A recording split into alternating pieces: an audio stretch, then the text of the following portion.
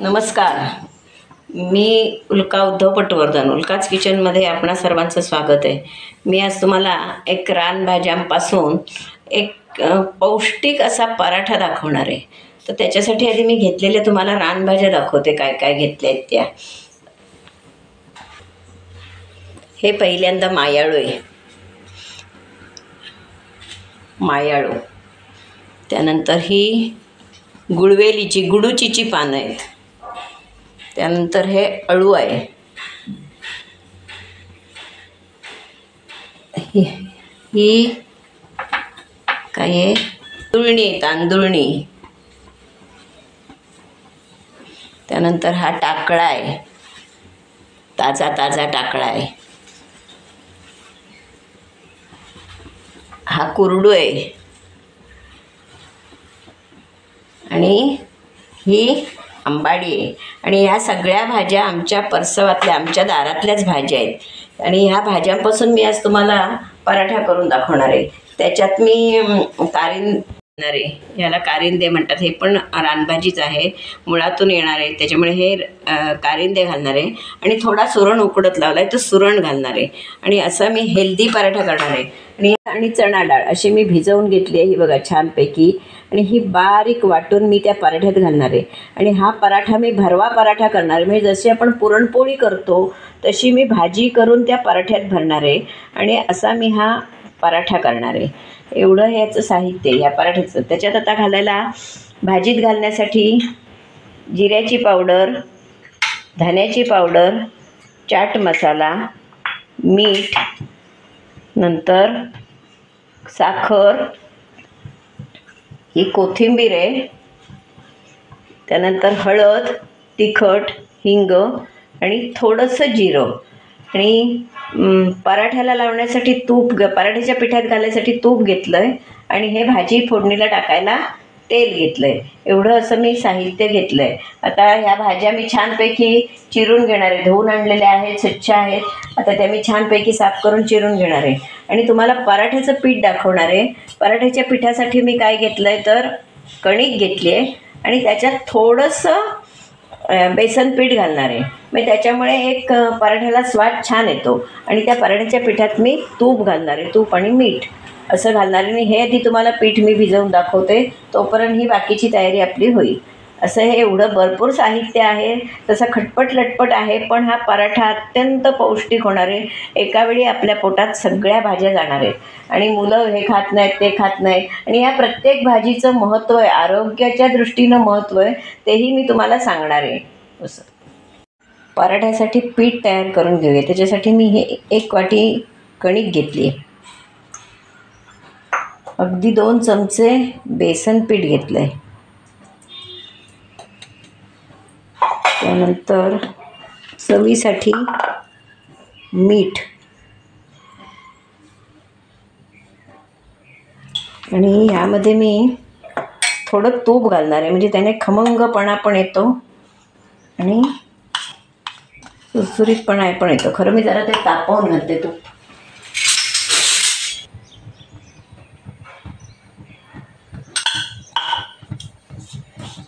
हे पीठ मी असं छान मिक्स करून ठेवलं आहे. त्याच्यावर ते तूप जरा गरम झालं की आपण घालूया. तूप आहे, आता मी याच्यावर ते ओतणार आहे. चांगलं चोळून घेणार आहे. सगळ्या पिठाला ते मोहन लागलं पाहिजे, मग त्याच्यामुळे खुसखुशीतपणा येतो. आणि एक खमंगपणा पण चांगला येईल. तुपामुळे पराठ्याला खमंगपणा चांगला येईल. चिरून घेतले आहेत. परत फोडणीला टाकताना त्यांची नावं घेते. त्या भाजीला थोडं तेल जास्त लागणार आहे, कारण मी त्याच्यात चणा डाळ आणि मूग डाळ जास्त घेतली आहे. ती जरा वाटून लावणार आहे, म्हणजे खमंगपणा छान येईल. कांदा लसूण विरहित आहे. सध्या श्रावण महिना आहे, त्यामुळे कांदा लसूण विरहित करणार आहे. तर ही मी मोहरी टाकते. तेल आपलं चांगलं तापलेलं आहे. मोहरी, जिरं, नंतर हिंग. आणि आता मी या सगळ्या भाज्या एक करून टाकणार आहे. ही पहिल्यांदा टाकळ्याची भाजी टाकते. हा टाकळा, त्यानंतर ही तांदुळणी, त्यानंतर हे काय आहे, आंबाडी. नंतर हे गुडूची म्हणजे गुळवेल, ती सुद्धा थोडी टाकली आहे. नंतर ही ओव्याची पानं आणि हा कुरडू आहे. आणि हे शेवटी अळू. अशा या सगळ्या भाज्या मी एकत्र बारीक चिरून ह्यात आपण फोडणीला टाकले. त्यावर मी हळद टाकते. त्या चांगल्या परतून मी परतून घेणार आहे. चांगल्या परतून घेणार आहे.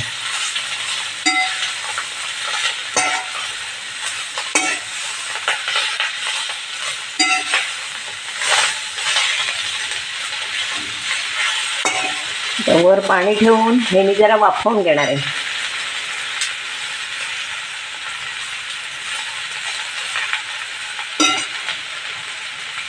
पाण्याचा हक्का मारणार आहे आणि वर पाणी ठेवून या सगळ्या भाज्या मी वाफवून घेणार आहे चांगल्या.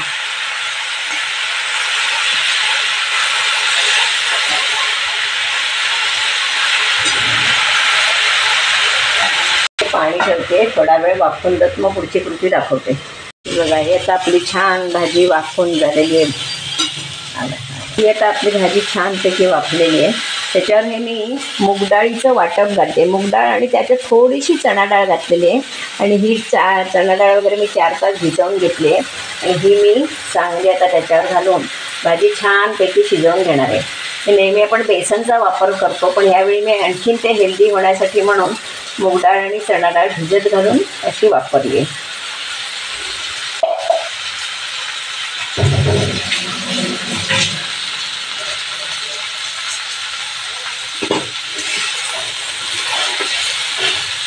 तर हे छानपैकी आता ही भाजी आपल्याला छान शिजवून घ्यायची आहे. कारण ही छान शिजली तरच आपला पराठा छान होणार आहे.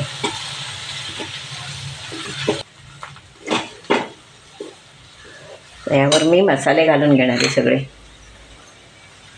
धना पावडर, जिरा पावडर, चाट मसाला, त्यानंतर मीठ, चवीनुसार मीठ,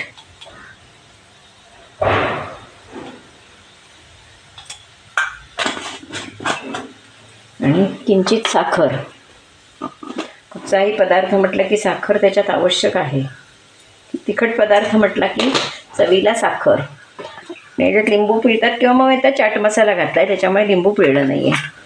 आणि हे लाल तिखट आणि मी सुरण थोडासा किसून त्याच्यात घालणार आहे. उकडलेला सुरण आणि कारिंदा थोडासा त्याच्यात नंतर घालणार आहे. हे मी तुम्हाला छानपैकी भाजी परतून दाखवते. आता तुम्हाला ही अशी चिकट दिसली तर ती शिजल्यावर छान मोकळी होणार आहे आणि एकदम चविष्ट होईल, कारण याच्यात सगळं पौष्टिक घातलेलं आहे. आणि एक पराठा खाल्ला की सगळ्या भाज्या पोटात गेल्या. मुलांनाही जरा वेगळं काहीतरी मिळेल. ज्यांच्या घरात लहान मुलं असतील त्यांना हा नक्की पर्याय चांगला आहे. आता ही मी छान भाजी पाणीवर ठेवून वाफवून घेणार आहे. कोथिंबीर टाकायची ती पण टाकून देते.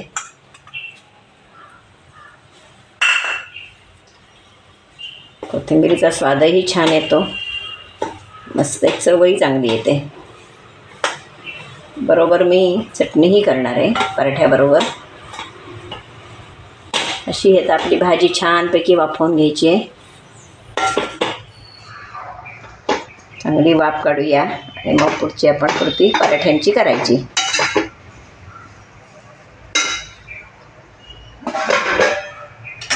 आता ही भाजी आणि हा सुरण हे सगळं मी एकत्र करणार आहे.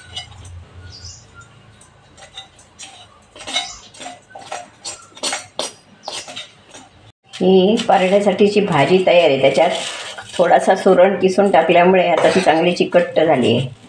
आणि कारिंदा पण टाकला आहे थोडा. सगळी अशी कॅल्शियम आयर्न असं सगळं पौष्टिक तत्व असलेला हा पराठा होणार आहे. आता फक्त आपला पराठा लाटणं शिल्लक आहे, तो मी तुम्हाला नंतर लाटून दाखवते. आपण जे मगाशी पराठ्यासाठी मळून ठेवलेलं पीठ आहे ते बघा छानपैकी आपलं एकदम मस्त झालेलं आहे. आणि ही भाजीही दाखवतो तुम्हाला किती छान झाली ती. त्यातला मी एक छोटा छोटा गोळा घेऊन असे पराठे करणार आहे, कारण पीठ जास्त घ्यायचं नाही. भाजी आपल्याला त्याच्यात जास्त, कारण पौष्टिकता येण्यासाठी आपल्याला भाजी त्याच्यात जास्त जाणं गरजेचं आहे. त्याच्यामुळे हे आपण गोळे छोटे छोटे करूनच आपण त्याचा पराठा करणार आहोत. आणि पराठाही फार मोठा करणार नाही आहे, छोटा छोटाच करणार आहे. तर असे आता मी तुम्हाला छानपैकी पराठे करून दाखवते. हे आपले गोळ्या तयार करून घेते आहेत मी दोन. आणि ही आपली भाजी तयार आहे. हे बघा, हे सगळं आता सुरण बिरण सगळं घालून आपली छानपैकी भाजी तयार झालेली आहे. बघा एकदम सुंदर भाजी तयार आहे. आता जसे आपण पुरणाचे गोळे करतो तसेच ह्या भाजीचे मी गोळे करून घेणार आहे. त्याच्यात थोडी मी कसुरी मेथी पण टाकली, त्याच्यामुळे आणखीन भाजीला एक छान वास येतो आहे. हे बघा, असे आपण आता मी याचे जसे पुरणपोळीला आपण गोळे करून घेतो तसे मी हे गोळे तयार करून घेणार आहे. ही भाजी नुसती खायला पण भाजी पोळी बरोबर छान लागणार आहे, त्याच्यामुळे काही प्रश्न नाही. हे बघा, हे असे गोळे तयार करून घेणार आहे.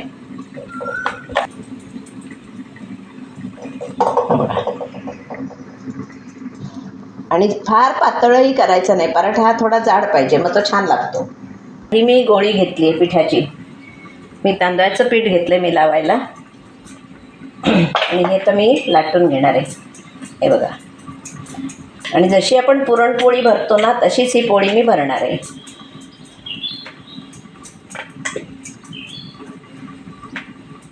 हे बघा, हे अशी करून घेतली आहे.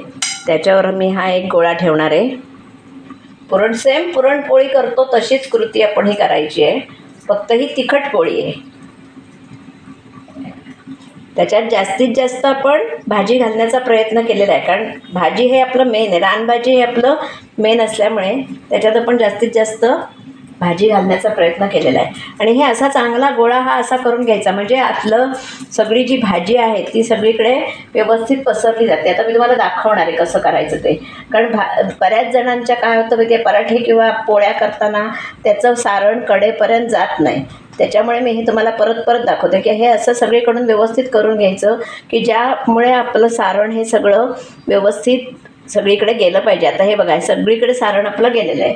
आता आपण हा पराठा छानपैकी लाटणार. हा मी फार पातळ करणार नाही आहे. हे बघा, तुम्हाला कळतंय यातून सगळीकडे भाजी आपली गेली आहे. हेल्दी पराठा, एक पराठा खाल्ला तरी आपलं पोट व्यवस्थित भरेल, कारण भाज्या भरपूर असल्यामुळे सगळी प्रोटीन बिटीन एकावेळी आपल्याला सगळं मिळणार आहे याच्यातून. हा बघा, एवढा फार मोठा करणारच नाही, जाडच ठेवणार आहे जरा, म्हणजे खायलाही छान लागेल. बरोबर चटणी केलेली आहे, ती सुद्धा आपण झाडपाल्याची चटणी केलेली आहे, रानभाजीची, आंबाड्या भाजीची चटणी केलेली आहे. हा बघा, असा आता हा आपला पराठा तयार आहे. आता मी थोडंसं तूप टाकणार आहे तव्यावर, तो तुपावर भाजून घेणार मी, त्याला आणखीन हेल्दी होईल तो. हा बघा, सगळीकडून व्यवस्थित असं हे गेलेलं आहे भाजी.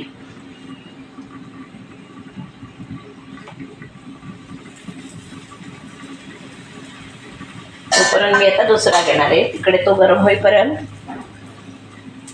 वरूनही नंतर थोडं तूप सोडणार आहे, म्हणजे छान असा खमंग लागला पाहिजे. खमंग हा शब्द त्यातला महत्त्वाचा आहे. एकदम मेथीचा, कसुरी मेथी घातल्यामुळे छान असा खमंग वास त्याला येतोय. सगळं हेल्दी पराठा आहे. तर हा मी दुसरा करून घेते.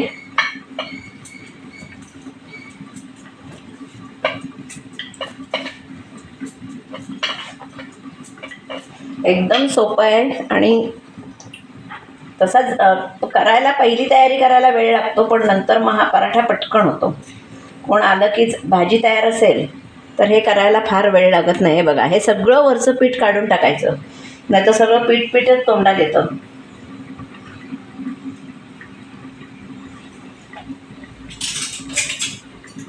या बघा किती छान दिसतोय तो. दोन्ही बाजूने छान असा खरपूस भाजून घ्यायचा आहे.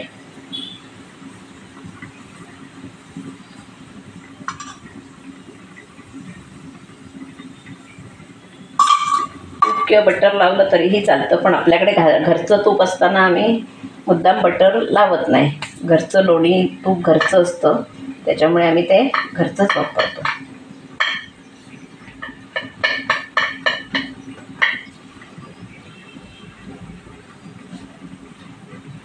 आता मी दुसरा घेते करून. फार मोठे करणार नाहीये. हे बघा कसं सगळीकडे जातंय. महत्त्वाचं म्हणजे याच्यात तुम्ही बघा सगळीकडे गेलेलं आहे. आणि याला पराठ्याला आकार कुठचाही चालतो, काय तो गोलच व्हायला हवा असं नाही. त्रिकोण चालतोय, चौकोन चालतोय, कशाही प्रकारचा पराठा चालतोय. हा आपण परतणार आहोत. हा किती सुंदर दिसतोय बघा.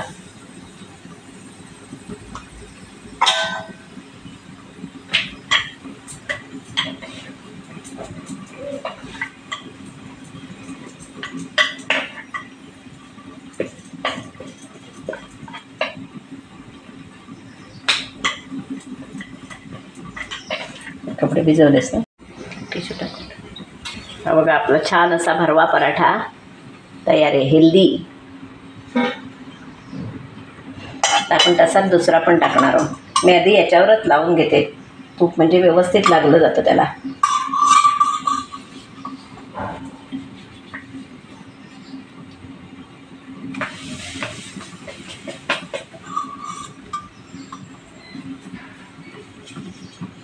कारडं ओ अहो खरपूस असा छान झालाय तो.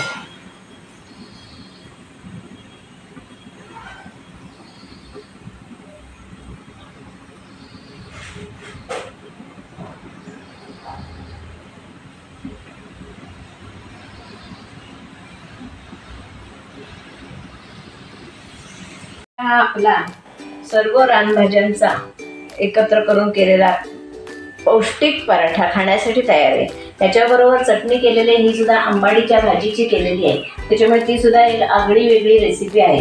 हा माझा व्हिडिओ मी कसा केला, म्हणजे हे मी पराठे कसे केले, हा माझा व्हिडिओ तुम्ही पूर्णपणे बघा.